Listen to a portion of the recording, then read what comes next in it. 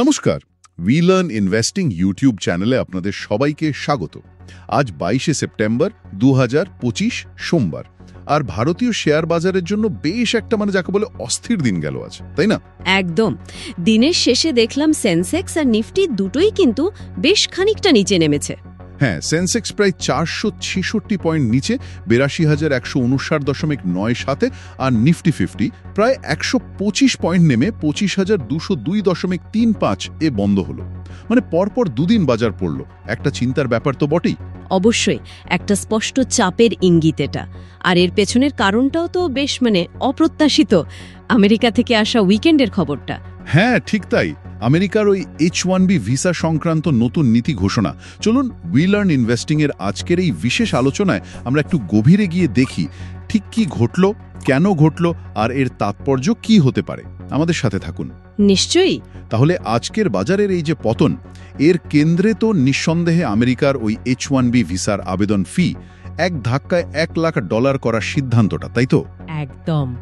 উইকেন্ডে খবরটা এলো, আর আজ সোমবার বাজার খুলতেই দেখলাম আইটি স্টকগুলোতে কি প্রবল চাপ, একটা বড় ধাক্কা।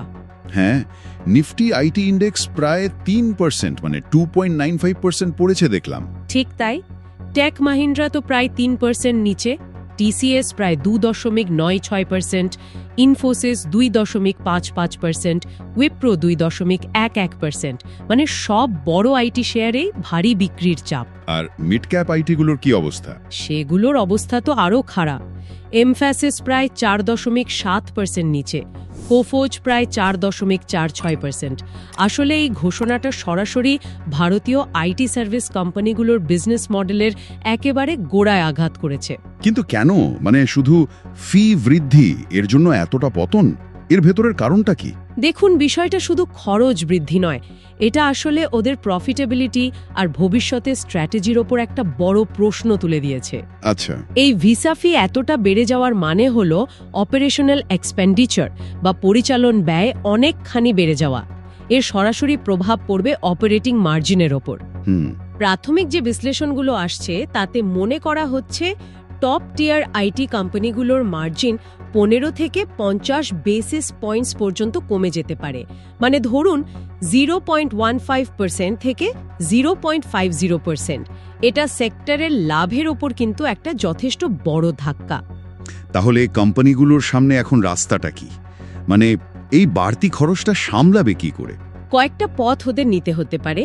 এক, অফশোর ডেলিভারি আরও বাড়াতে হবে, ভারত থেকে বেশি কাজ করা। 2, আমেরিকাতে লোকাল হায়ারিং বাড়াতে হবে, যেটা কিন্তু বেশ খরচ সাপেক্ষ একটা ব্যাপার। ঠিক। 3, হয়তো কানাডা বা ল্যাটিন আমেরিকার মতো নিয়ারশো লোকেশনে অপারেশন সরাতে হতে পারে। আর ক্লায়েন্টসদের সঙ্গে কন্ট্রাক্ট রিনেগোশিয়েট করে এই খরচটা পাস করা, সেটাও বেশ কঠিন হবে। সুতরাং এটা শুধু আর্থিক চাপ নয়, একটা স্ট্র্যাটেজিক চ্যালেঞ্জও বটে। হ্যাঁ, যদিও ন্যাসকম বলছে এর প্রভাব নাকি মার্জিনাল হবে, কারণ H1B নির্ভরতা কমেছে, লোকাল হায়ারিং বেড়েছে। কিন্তু বাজার তো আজ সে কথায় বিশেষ ভরসা রাখেনি মনে হচ্ছে। একদমই রাখেনি। বাজার সবসময় ভবিষ্যতের আশঙ্কাটা আগে থেকে ডিসকাউন্ট করে নেয়। এখানেই একটা মজার জিনিস কিন্তু, একদিকে যখন আইটি সেক্টর এইরকম একটা বাইরের আঘাতে প্রায় জর্জরিত, আজ থেকেই তো আবার দেশে GST 2.0 চালু হলো। হ্যাঁ, ঠিক। হাউসহোল্ড গ্রসারি, গাড়ি, ইন্স্যুরেন্স প্রিমিয়াম, অনেক কিছুর দাম কমার কথা।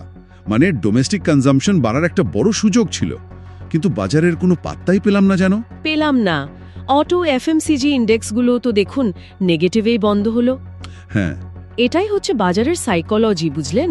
যখন একটা বড় ইন্টারন্যাশনাল শক আসে, বিশেষ করে যেটা লাভজনকতাকে সরাসরি আঘাত করে, তখন অনেক সময় ঘরোয়া ভালো খবরগুলো চাপা পড়ে যায়। তার বিনিয়োগকারীরা রিস্ক অ্যাভার্শন মোডে চলে গিয়েছিল। একেবারে, ঝুঁকি এড়িয়ে চলো।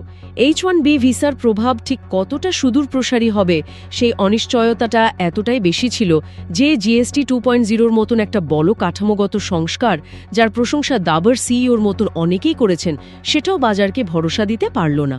কারণ জিএসটির সুফল তো দীর্ঘমেয়াদী, আর তাৎক্ষণিক প্রভাবটা ওই H1 শকেরই। একদম।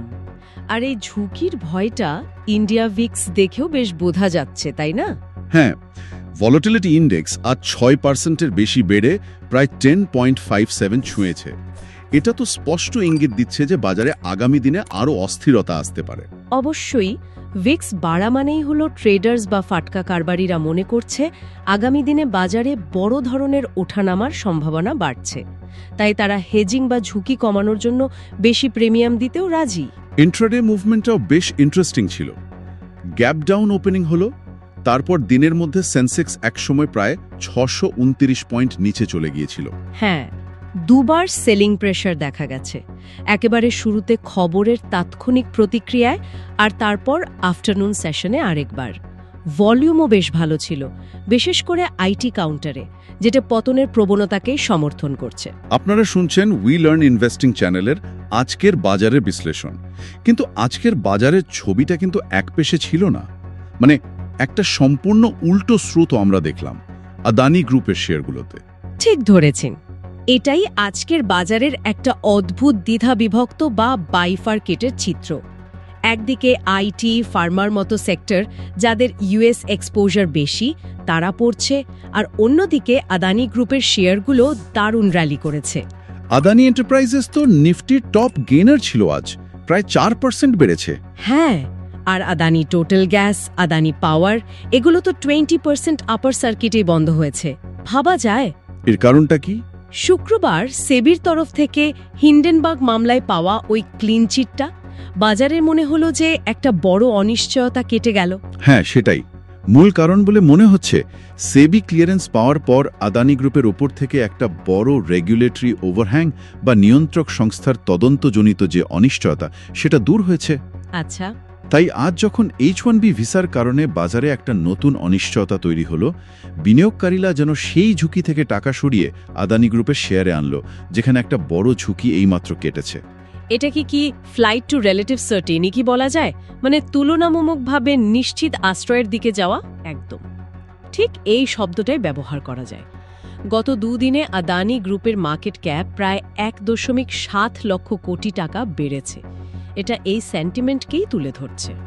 আচ্ছা, এই পরিস্থিতিতে প্রাতিষ্ঠানিক বিনিয়োগকারী বা ইনস্টিটিউশনাল ইনভেস্টরসদের ভূমিকাটা কেমন ছিল? মানে এফআইআইস আর ডিআইআইস। এখানে ছবিটা একটু মিশ্র, বুঝলেন, মানে মিক্সড। প্রভিশনাল ডেটা যদি দেখি, এফআইআইস বা বিদেশি প্রাতিষ্ঠানিক বিনিয়োগকারীরা আজ ক্যাশ মার্কেটে প্রায় 1128.39 কোটি টাকার নেট বায়ার ছিল। এটা তো বেশ অবাক করার মতো।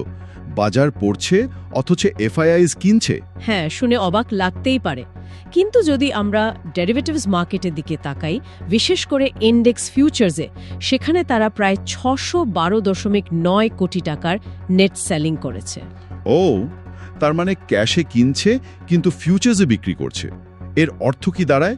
এটা কি কোনো হেজিং স্ট্র্যাটেজি? বিলকুল, এটা একটা ক্লাসিক ইনস্টিটিউশনাল হেজিং স্ট্র্যাটেজি নির্দেশ করে। এর মানে হতে পারে এফআইআইস সামগ্রিক বাজার নিয়ে হয়তো খুব একটা আশাবাদী নয়, তাই ইন্ডেক্স ফিউচার্স শর্ট করে নিজেদের পোর্টফোলিওর ঝুঁকি কমাচ্ছে, মানে হেজিং করছে। হ্যাঁ, কিন্তু একই সাথে তারা ক্যাশ মার্কেটের নির্দিষ্ট কিছু স্টকে, সম্ভবত আদানি গ্রুপ বা অন্য কোনো কোম্পানি স্পেসিফিক স্টোরি, যেখানে তারা ভ্যালু বা কোনো বিশেষ কারণ দেখতে পাচ্ছে, সেখানে কিনছে। তাই শুধু হেডলাইন ক্যাশ বাইং ফিগার দেখে পুরোপুরি বুলিশ ভাবাটা ঠিক হবে না। বুঝলাম। আর ডিআইআইস, দেশীয়রা? ডোমেস্টিক ইনস্টিটিউশনাল ইনভেস্টার্স বা ডিআইআইস তাদের সাপোর্ট সম্ভবত বজায় রেখেছে। শুক্রবারও তারা প্রায় 2105 কোটি কিনেছিল। আজকেও কেনার ধারাটা বজায় রেখেছে বলেই মনে হচ্ছে, যা আমরা গোটা 2025 সাল জুড়েই দেখে আসছি। এটা বাজারের জন্য একটা বড় স্বস্তির জায়গা। মুদ্রা বাজারের কি খবর? ইন্ডিয়ান রুপির ওপর কি প্রভাব পড়ল? আইটি সেক্টর যেহেতু ভারতের অন্যতম বড় ডলার উপার্জনকারী ক্ষেত্র, তাই তাদের আয় কমার আশঙ্কায় ইন্ডিয়ান রুপি আজ দুর্বল হয়েছে। ইউএস ডলারের মোকাবিলে প্রায় 0.2% পড়ে 88.3075-এ বন্ধ হয়েছে। এর কি কোনো বৃহত্তর প্রভাব পড়তে পারে? উস্কে দিতে পারে। আর এটা আরবিআই এর 29-30 সেপ্টেম্বরের এমপিসি মিটিংয়ে রেট কাটের সিদ্ধান্ত নেওয়ার পথটাও কিছুটা কঠিন করে তুলতে পারে। আচ্ছা, এছাড়াও তো আজকের বাজারে বেশ কিছু নির্দিষ্ট স্টক বা সেক্টরের খবর ছিল যেগুলো বেশ গুরুত্বপূর্ণ। উইলার্ন ইনভেস্টিং সবসময় চেষ্টা করে এই ছোট কিন্তু জরুরি খবরগুলোও দর্শকদের কাছে পৌঁছে দিতে। হ্যাঁ, কয়েকটা গুরুত্বপূর্ণ খবর ছিল। যেমন ধরুন, ইনফ্রাস্ট্রাকচার সেক্টরে L&T দুটো বড় অর্ডার পেয়েছে মুম্বাই আহমেদাবাদ বুলেট ট্রেন প্রজেক্টের জন্য। আবার NPCIL থেকেও একটা অর্ডার পেয়েছে। এটা দেশের ইনফ্রাস্ট্রাকচার ডেভেলপমেন্টের একটা ভালো ইঙ্গিত। তারপর PSU ব্যাংকসের মধ্যে পাঞ্জাব ন্যাশনাল ব্যাংক বা PNBর ওপর উইকেন্ডে কিছু অ্যানালিস্ট রিপোর্ট বেশ আশাবাদী ছিল। ওদের অ্যাসেট কোয়ালিটিতে উন্নতি হচ্ছে, গ্রস NPA কমে 3.78% আর লোন গ্রোথ গাইডেন্সও ভালো, FY26 জন্য 11-12%। আচ্ছা। অন্যদিকে শ্রিম্প এক্সপোর্টার্স যেমন আভান্দি ফিডস, এপেক্স ফ্রোজেন ফুডসের শেয়ার কিন্তু পড়েছে, কারণ কয়েকজন US সেনেটর ভারতের চিংড়ি আমদানির উপর শুল্ক বসানোর জন্য ইন্ডিয়া শ্রিম্প ট্যারিফ অ্যাক্ট নামে একটা বিল আনার প্রস্তাব দিয়েছেন। এটাও একটা US সংক্রান্ত চাপ। হ্যাঁ, আবার দেখুন, টেকনোলজি AI স্পেসে নেটওয়েব টেকনোলজিজ আরও 450 কোটির AI GPU সিস্টেমের অর্ডার পেয়েছে। এটা পজিটিভ। ফার্মাতে কোনো খবর? হ্যাঁ, জাইডাস লাইফ সায়েন্সেসের অঙ্কোলজি প্ল্যান্টের US FDA স্টেটাস VAI-তে আপগ্রেড হয়েছে। এটাও একটা ভালো খবর। আর শিপ বিল্ডিং স্টকসগুলো ভালো করেছে। গভর্নমেন্ট এই সেক্টরকে ইনফ্রাস্ট্রাকচার স্টেটাস দেওয়ায় আর নেভির বড় টেন্ডারের খবরে। আচ্ছা, ইন্ডাসেন্ড ব্যাংকের CFO পরিবর্তন হলো দেখলাম। হ্যাঁ, ভাইরাল দামানিয়া নতুন CFO হচ্ছেন।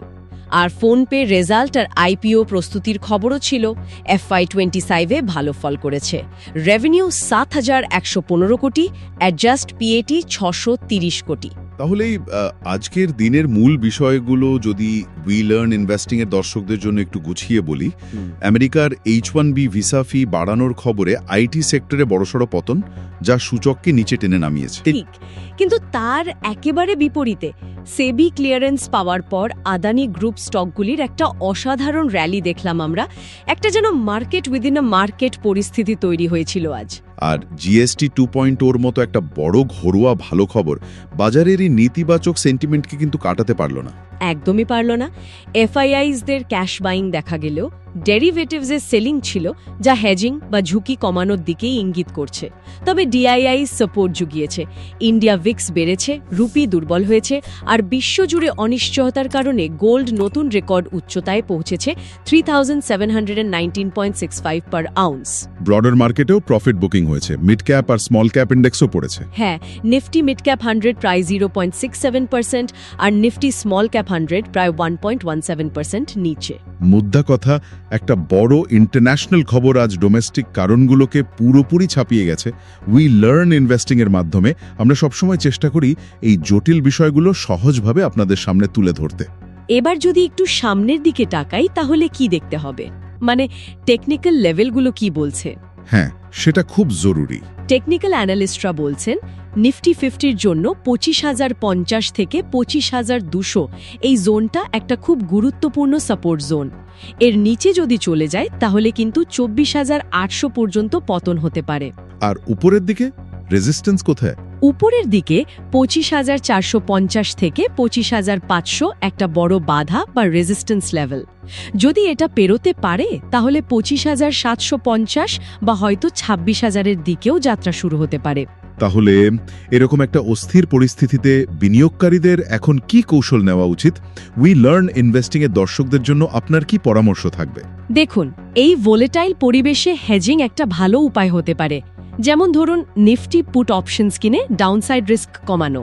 আচ্ছা, পোর্টফোলিও অ্যালোকেশনের দিক থেকে দেখতে গেলে ডোমেস্টিকলি ওরিয়েন্টেড সেক্টরস যেমন ইনফ্রাস্ট্রাকচার বা সিলেক্ট ব্যাংকস, সরকারি ও বেসরকারি দুটোই, যাদের উপর গ্লোবাল পলিসি শকের প্রভাব তুলনামূলকভাবে কম, সেদিকে হয়তো একটু বেশি নজর দেওয়া যেতে পারে। আর আদানি গ্রুপের ঘটনাটা কি শেখালো? এটাও শেখালো যে স্ট্রং কোম্পানি স্পেসিফিক ক্যাটালিস্ট যদি থাকে তাহলে সেই স্টক কিন্তু ব্রডার মার্কেট ট্রেন্ডের বিরুদ্ধেও যেতে পারে। তাই শুধু ইন্ডেক্স দেখে লাভ নেই, স্টক স্পেসিফিক থাকাও জরুরি। আর কি কি বিষয়ের উপর নজর রাখতে হবে আগামী দিনে? কয়েকটা জিনিস খুব গুরুত্বপূর্ণ। অবশ্যই Q2 আর্নিং সিজন আসছে, সেখানে দেখতে হবে জিএসটি বা ইউএস ট্যারিফসের প্রভাব কিছু সেক্টরে, যেমন textiles, gems and jewellery, auto ancillaries, chemicals, এগুলোর উপর কেমন পড়েছে। গ্লোবাল কিউজ এবং বিশেষ করে এফআইআই ফ্লোজ খুব গুরুত্বপূর্ণ থাকবে। দেখতে হবে তারা এই সেলিং হেজিং চালিয়ে যায় নাকি আবার কেনা শুরু করে। আর দেশের মধ্যে অবশ্যই আরবিআই এর আপকামিং এমপিসি মিটিং, যেটা 29-30 সেপ্টেম্বর। হ্যাঁ, রেট কাট নিয়ে একটা জল্পনা তো চলছে। একটা এসবিআই রিপোর্ট অনুযায়ী 25 বেসিস পয়েন্টস রেট কাটের সম্ভাবনা রয়েছে। সেটা হলে বাজার কিছুটা স্বস্তি পেলেও পেতে পারে, যদিও মুদ্রাস্ফীতির চাপটাও দেখতে হবে। অর্থাৎ আগামী কয়েকটা দিন বাজারের জন্য বেশ ক্রুশাল হতে চলেছে। অনেকগুলো বিষয় একসাথে কাজ করবে। উই লার্ন ইনভেস্টিং চ্যানেলের মাধ্যমে আমরা তো এই সব কিছুর উপর তীক্ষ্ণ নজর রাখবই। অবশ্যই। আজকের বাজারের এই গভীরে আলোচনা তাহলে এখানেই শেষ করছি। আশা করি উই লার্ন ইনভেস্টিংয়ের এই বিশ্লেষণ আপনাদের বাজারের গতি প্রকৃতি এবং তার পেছনের কারণগুলো বুঝতে সাহায্য করেছে। তবে শেষে একটা কথা মনে করিয়ে দিতে চাই, শেয়ার বাজারে বিনিয়োগ কিন্তু সবসময় ঝুঁকিপূর্ণ। কোনো আর্থিক সিদ্ধান্ত নেওয়ার আগে নিজের গবেষণা করা বা কোনো নথিভুক্ত আর্থিক উপদেষ্টার পরামর্শ নেওয়াটাও অত্যন্ত জরুরি। একদম। আর আজকের আলোচনা থেকে একটা প্রশ্ন কিন্তু থেকেই যাচ্ছে, আমেরিকার এই H1B নীতি পরিবর্তন, এটা কি ভারতীয় আইটি সেক্টরের জন্য শুধু একটা সাময়িক ধাক্কা, নাকি এর কোনো দীর্ঘমেয়াদী কাঠামোগত প্রভাব পড়তে চলেছে? এটা নিয়ে কিন্তু ভাবনার অবকাশ রইল। খুব গুরুত্বপূর্ণ প্রশ্ন। ঠিক। আমাদের সাথে থাকার জন্য আপনাদের অসংখ্য ধন্যবাদ। আবার দেখা হবে উই লার্ন ইনভেস্টিং ইউটিউব চ্যানেলের পরবর্তী পর্বে বাজারের নতুন বিশ্লেষণ নিয়ে। নমস্কার। নমস্কার।